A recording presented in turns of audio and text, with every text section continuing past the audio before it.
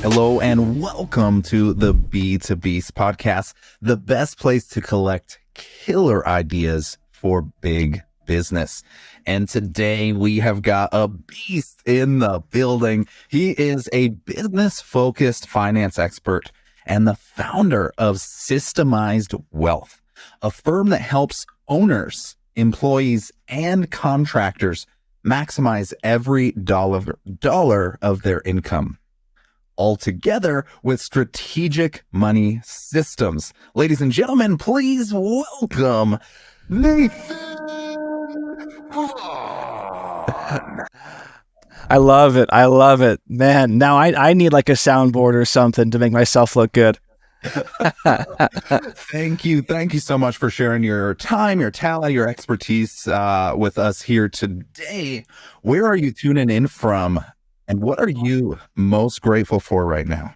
So I'm tuning in from Salt Lake City. That's where I'm based out of. And man, I am so grateful for my family. Just to be super cheesy up front, you know, I've got two kids, and one of my little kid baby is starting to learn how to walk. So he loves to, and he's learning words. And so I asked him if he wanted data kisses today, and he said yes, which was great. That was really great. So I'm feeling pretty high today, you know, from that. There we go. Progress. Yes. In all counts. That's amazing to hear. Well, super grateful to share and tap into your story, your expertise, your approach, because you really bring a fresh financial perspective to modern business. I think a lot of people have this old school, like, kind of just straight up like 401k mentality of like, stop spending $5 a day on Starbucks and make sure you do your matched 401k. And like, yes, that's great. Like, there's always do all of those things. But you've really had a unique approach in how to systemize and strategically approach not only your own income, but the other parties that are involved in that whole adventure. So I'd love to hear from your end and your story. How did this start? What is your origin story? How did you get pulled towards finance? And then what ended up leading you towards this, what I would consider alternative lane of money management and financial strategy? You know, it's interesting. I actually am not a numbers guy at all. Like, I took accounting, I took those finance classes in college, and I hated them. I did not like them. And it's because I'm just not that type of a numbers guy. And I got into finance actually kind of accidentally because my wife at one point, she was wanting to think about going into personal finance, and she got connected to the industry through her degree. And she started talking more in depth of kind of what it looked like to be in the industry versus what I had seen in the classroom from kind of that analytical standpoint. I thought, well, I prefer more of that relationship focus, and I prefer working with people, but I can't do numbers. And she's like, well, actually, most advisors don't even do anything with numbers. I'm like, really? She's like, yeah, they have all sorts of like systems, and they have all sorts of like software that's mainly just like, it's just working with people. I'm like, okay, that sounds a little bit better. And so I was able to, I came into this part-time. Like I wanted to test it out, which is very unique because a lot of people, you hear, oh, they've got this huge finance degree, they've gone to college for this, they got a master's, a PhD in it. I don't have any of that. I thought, you know what, I'm just going to find a place that I can work part-time on the side, my own schedule, and kind of learn from a grassroots standpoint how to do this. Got my licenses, the good old-fashioned way through study and just learning it myself. And that's kind of how I started. And it's funny because I don't have, I would say, the prerequisites or the credibility some people have. Like, oh, I don't have all these degrees and these acronyms by my name, even though I might have those eventually. I don't have those things. And I've just kind of learned from my own experiences and applying my own principles of finance to my own thing. So every time I talk with someone about finance, it's coming not from like a industry educational standpoint of like what you were saying, like, hey, match your 401k, hey, do these things, sacrifice that $5 coffee. It's stuff that I have figured out myself and learned working with people one-on-one, knee to knee throughout my experience. And so I guess you could say maybe that's why it's so untraditional, because it is untraditional way of learning how finances worked. I think, yeah, you've really landed on, it's something that we see often in just founding, not even just in financial management, but founding a business or a new creative idea. In most cases, it comes from non-traditional folks, or really, stuff that you just can't learn on a degree or having a PhD in finance. There's definitely some high level stuff where it comes into play, but when it comes to agile strategies where the world is shifting so much faster than degrees are able to educate people, having people like your position or the others that are in the trenches doing this, not only for themselves, but for other people and their companies, their businesses. They see the problems, they understand the challenges.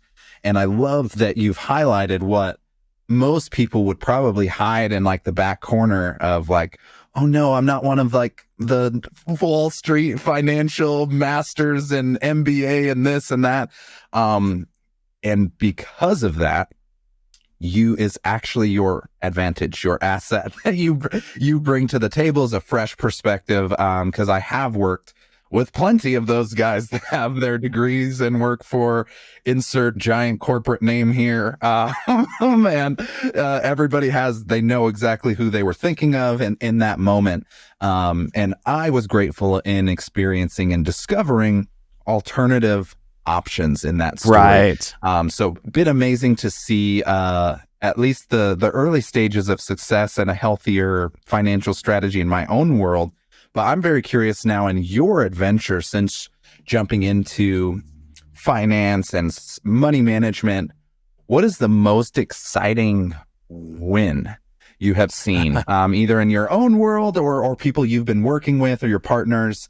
I know you guys really have your hands on some awesome things in like really unique and creative ways. What projects or results are you most excited about or most proud of?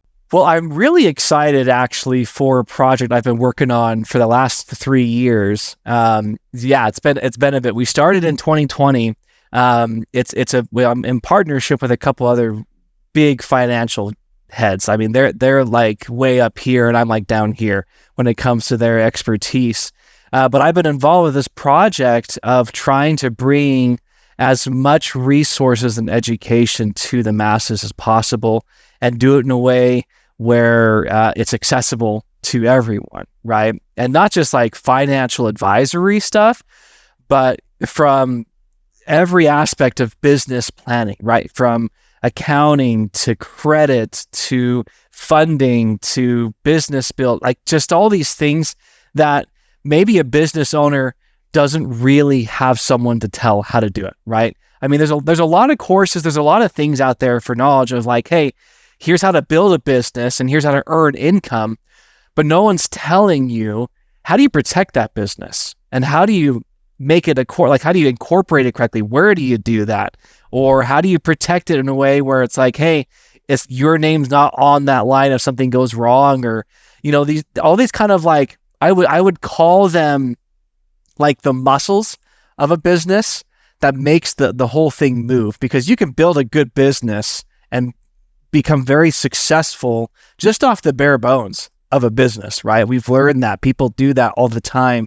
But when you start putting in all these other pieces of like, well, let's get our business planning correct, let's get our succession plans, let's get all these other resources, man, it really brings to life that business. And in many ways, it actually just grows it so much faster because you don't have anything to worry about. So I'm really excited about that because we're launching with a bunch of clients. We're launching with a couple businesses actually like in the next couple of weeks, bringing them onto our platform. And so that hopefully will continue growing. And that's been 3 years in the works now. Amazing. No, amazing. I love having, so what I'm seeing is basically what you've been doing more hands on for folks directly when you're working with them, um, bringing out the scalability now of it, of how can we educate others to at least not necessarily do the same financial advisor like education course, but think about it strategically in Right. building those systems. That's what I've really picked up and enjoyed about your approach is it does think of it as a system. It's not just a transaction like a lot of people think it is. So this systemized approach is exciting, refreshing, enjoyable to see. How is that translating into the, I guess, how is that split from who you serve? Basically, who do you do it hands-on for? And then who is this type of education more so going to be for? Well, so for me, I really want to be able to help everyone, right? That's kind of my nature. Is I'm very supportive. In fact, sometimes I'm too supportive of people. So I'm like, I've got to learn when to stop and step back from others. But the ideal situation is the education platform would be for people who are probably not ready to work with me one-on-one, right? They've got a lot of groundwork to do. They've got some foundations to do. They got some things in their mind to change. Because I've recognized as I've been doing this over the last, 7-8 years, timing is everything with finance, and timing is everything with people situations, right? Just because we're talking at this point does not mean you're ready for an advisor. In fact, I'd say probably about a good majority of people I talk with are probably not ready to work with me because there's a lot of foundation that has to be. So I would always recommend that if you've never worked with an advisor or you've never worked with someone who's in the professional financial world, you'd probably go that education route. You'd probably go that first route of understanding, hey, here's all the things I need to know. Here's all the things I should understand, get myself organized. And then once you've got those things, then you're going to feel much more confident working with someone like me because you're going to be much more I can't tell you how many times, Travis, most of my time is dealt with organizing people's finances, just getting them into a position before we can even do anything. And that's the biggest, like if people were organized, had everything they needed in place and ready to go, we could have most of their finances figured out in about 30 minutes. That does not take a lot of time to do the right things with people's money. Once it makes sense, it's the getting yourself to that point that is the tough part. And I think a lot of advisors, specifically in the finance world, don't really understand that part. That there's not just like a lot of advisors are transactional, right? Like to what you were saying, you work with them, it's a handshake and you're kind of done. There's no systems that are built. There's no mentalities change. There's no, it's kind of like a one-off deal with that person. Maybe you talk with them once a year. For me, it's like, no, I've recognized that people need a lot more setup, more foundational things to really take advantage of, heck, even just like doing a 401k, right? Or if you have an IRA, there's foundational things that should be done before even doing that type of stuff. So that's kind of where that line would be of like, hey, get yourself figured out first and then work with me. And by the way, here's how you can do it. Here's a resource for you to get yourself completely ready to go and set up for success, whether you're building your own business or you're solopreneur or if you're just an employee, right? It doesn't matter. Here's because the concepts are the same across all the spectrum. Finance is uniquely the same across all of those areas. Yeah, and it makes sense in a foundational context. And then the good part about this and the kind of the education and the, I guess, theory essentially you're putting out there is building that education and foundation. Now you can thrive economically or financially, whether you are on the founder side, the employer side, or the contractor side. You can understand all the different pieces of that equation, which is one thing it took me a long while to finally kind of recognize, like, when you are fed the good old 9 to 5 is just stuffed down your throat when you're going through high school, college. Right. It's all you really ever are used to or even know is like, okay, yeah, and then save a little tiny sliver. So I've loved being able to have just a completely holistic like feel like I can see the whole playing field now as a business owner. What are the benefits of contractors versus employees, and how all that can come together. So I'm very curious, in your journey, what is the like craziest or wildest financial setup? You're mentioning financial organization, but you guys also do the opposite of some financial strategy integrations. And we can get as nerdy and dirty as you want with this.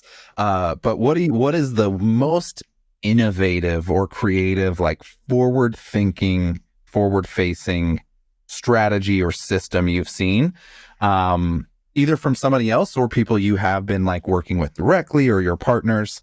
I'm curious, how wild can we get out there? Well, I mean, there's some really crazy things people can do.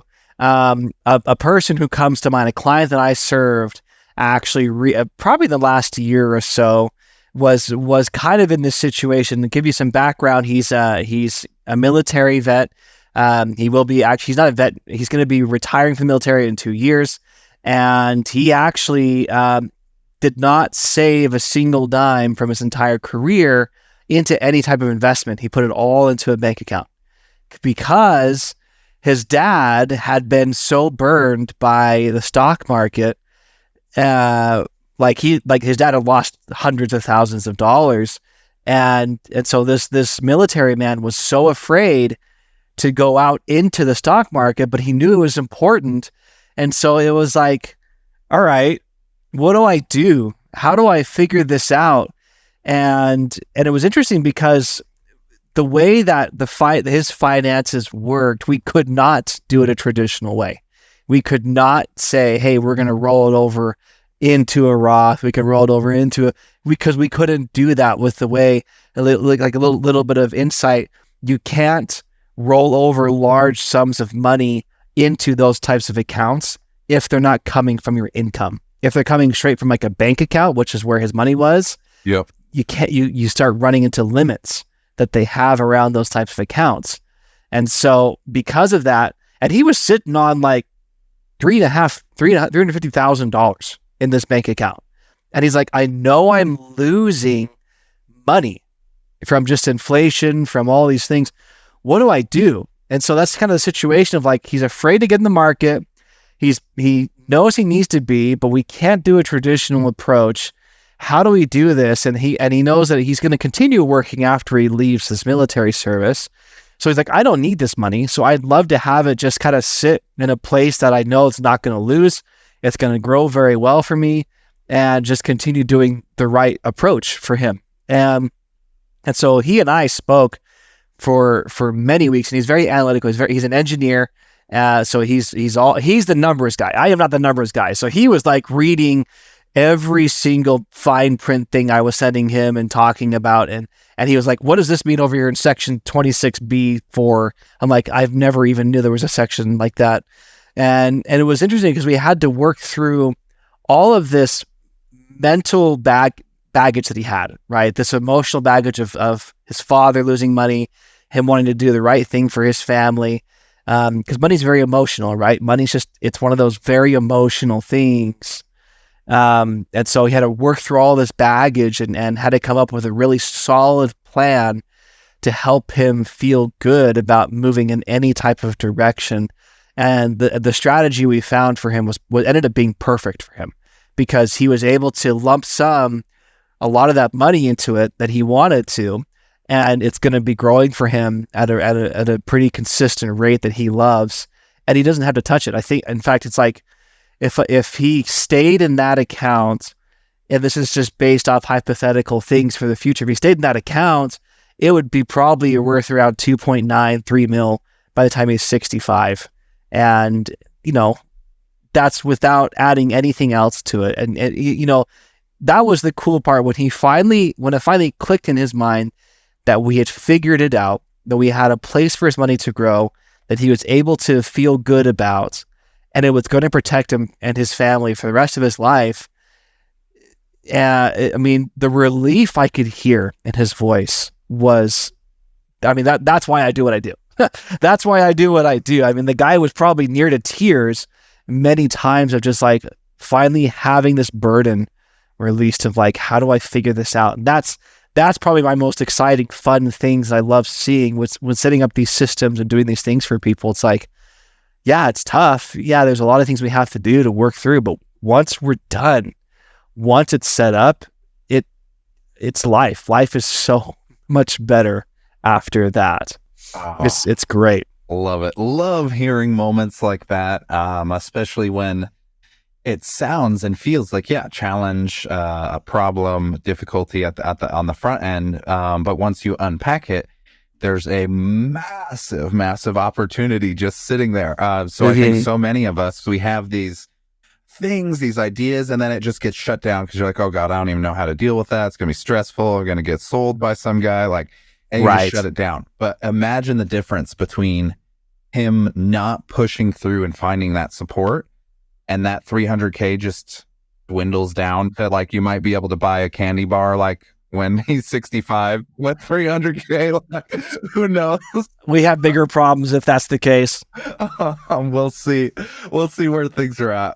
But brilliant story to hear and share. Thank you so much. Let's tap into what exactly you're doing, your secret sauce. That's what we want to try and steal here for this second half. I'm curious especially when you mentioned financial organization, in developing our financial habits and infrastructure.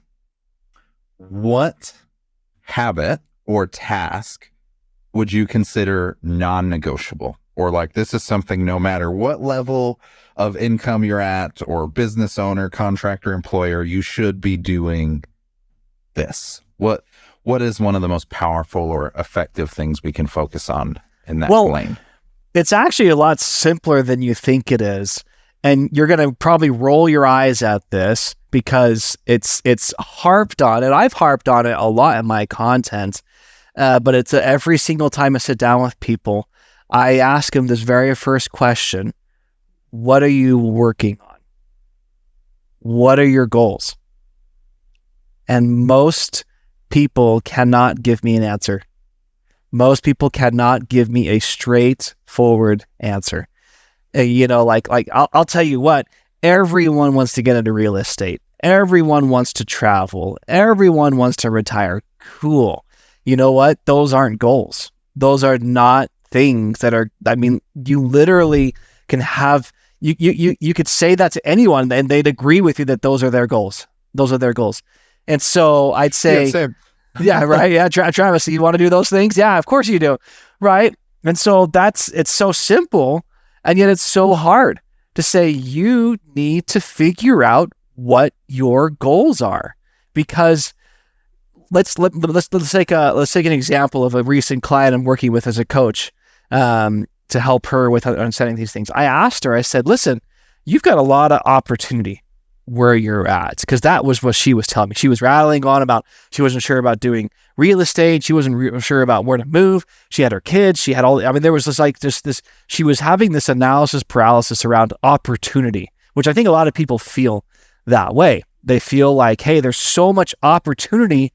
What is the good thing for me? Right. And that's where a lot of people come to me and say, Nate, tell me what's the good thing for me. And I always tell them, well, what are your goals? Because depending on your goals, depending on what you have set, you could have the best opportunity out there and it'd be the worst thing for you, because it's just not in line with what you're trying to do, right? It's not in line with what your inner goals are. And so that's kind of my secret sauce from the very beginning, is we really hone down on what are 3 goals, 3 very specific goals that you are going to achieve. Right?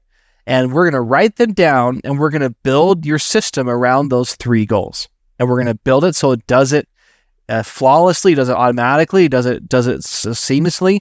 Because if your goal is to say retire by 45 years old, well, that eliminates a lot of things out there that are good opportunities, right? There are a lot of things out there that are now eliminated because your goal is you want to do by 45, right? So you couldn't use a Roth, you couldn't use a 401k to retire by 45 comfortably. So we had to look at like real estate. We may have to look at other types of vehicles that utilize different types of tax codes, right? We've got to start looking at other things.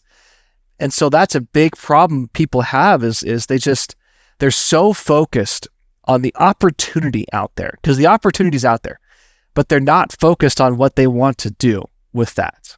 And so it's really kind of a really interesting. And when I talked to this client about it, she was just immediately like, you know what, Nate, you're right. I've got all of this opportunity for me, but that's step 2. Step 1 is I've got to figure out what's even important to me. I've got to figure out what I've got to be even desiring, right? Yeah. And then we started talking about that. I started saying, well, it sounds like you're really passionate about this. Sounds like you're really desiring this, right? She was so passionate about having a place where she could have guests, right? She wanted to be able to be an Airbnb host and have places for them to go. And she wanted her children to have access to good schooling. And she wanted to have a good good commerce area, touristy area. I said, well, it sounds like you're very passionate about that. That sounds more like a goal than anything else. And if we decide to focus on that goal, this eliminates all of this other stuff that you talked about right then. So powerful. No, it's the good old North Star strategy. We see it in business, marketing, sales all the time. If you don't have that vividly clear goal established from the start, it's going to be one of those things. It's noticeable. It is. It is so noticeable.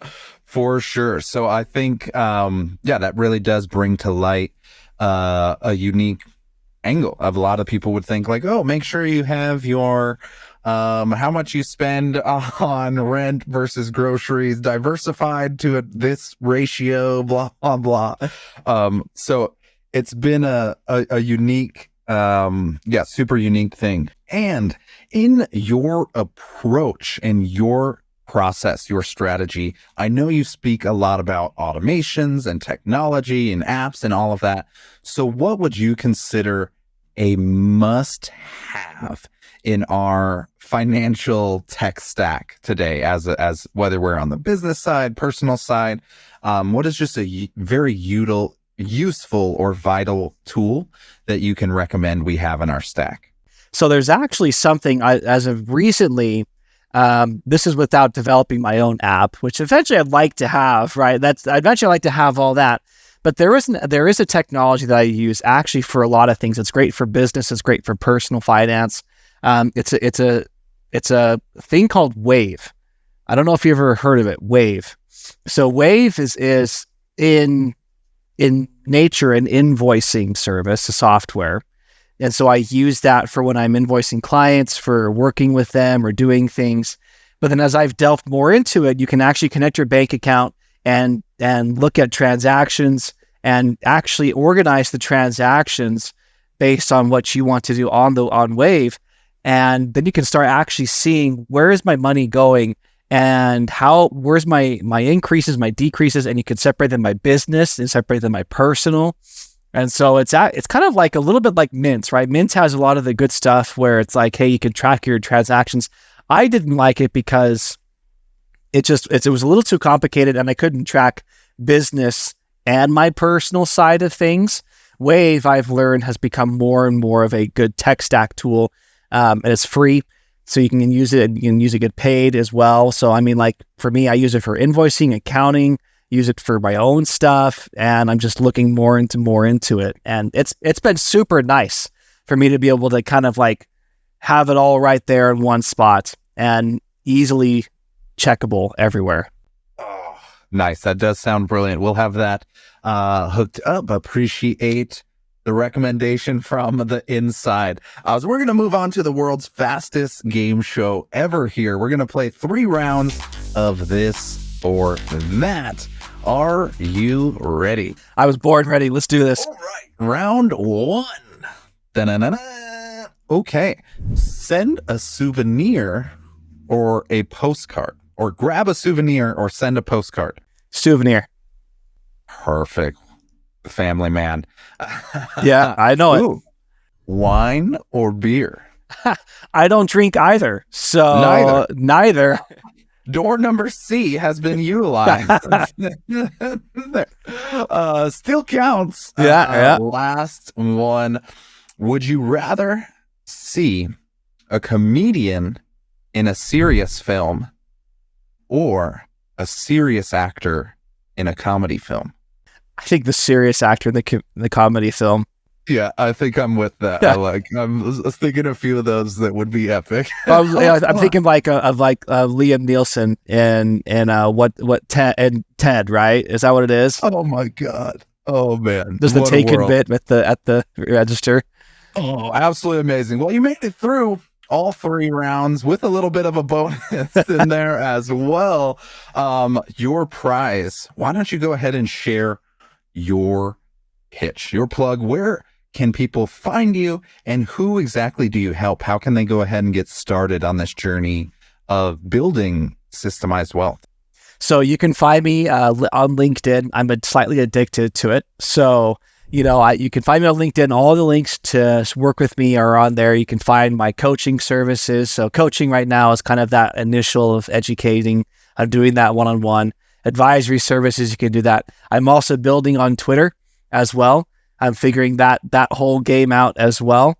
People can do that as well. And, most of the time I'm finding that people who really benefit from my services are those 6-figure earning millennials. Those people, not necessarily because I only work with them, but as those people who are what you're saying, they don't want just that 401k match. They don't want just to have, maybe the Roth. They're looking at that untraditional side of like, what's behind those things that I can do. And those are where I shine when I'm going in with those people and saying, let's look at all the other options that are available to you on top of what you already know. Yes. Brilliant. Absolutely. We'll double down on that recommendation. Nathan is a great follow and connection on LinkedIn. And also just somebody amazing to have on your court, especially financially. So highly recommend anybody here in that journey. I have been following and watching you throughout your journey and that LinkedIn adventure you previously mentioned, and just have to give a quick note of appreciation because I know that is not an easy task, but I can feel and see the impact you're making in helping others really get that clarity and help get things together. So thank you for your service, your time, and everything you've been bringing to the community. It is deeply appreciated, man. I thank you, and it's been an adventure, and I'm looking forward to the next 5 years. That's what I keep telling myself. Likewise, yeah. Who knows what's even on the menu beyond that? But let's go ahead and wrap this one with our final question. The rest of the show was kind of nerdy, getting into the systems, the strategy. But for this last question, there's one specific listener. They might just be starting out on this journey, or they're just stuck trying to take it to the next level. What final words of advice or motivation can you share to send them into beast mode? Well, first off, you're not alone. I want you to understand that you have a lot of more resources and support than you realize. I felt quite alone before when it comes to my own journey, and know that there are people who are going to help you. And it's during these tougher times, you ought to be getting engaged with more people at these points. They will support you and help you more than you believe that then will happen. And especially in the finance world, don't feel overwhelmed by it. You've got people like me who are there to support and have your best interest in mind. Don't feel alone. You're not alone. Love it. Boom. There it is. Ladies and gentlemen, thank you for listening to the B2Beast podcast. This has been Nathan Vaughn.